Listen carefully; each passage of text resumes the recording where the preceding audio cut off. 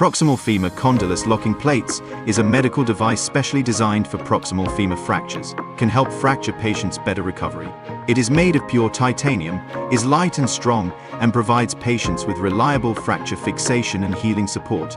The product adopts an anatomical design, and the shape of the steel plate adapts to the anatomy of the femur and fits closely to reduce soft tissue damage and provide patients with a more comfortable experience. At the same time, the limited contact design can protect the blood supply of soft tissues and bones, help fracture recovery, and reduce the recurrence of complications.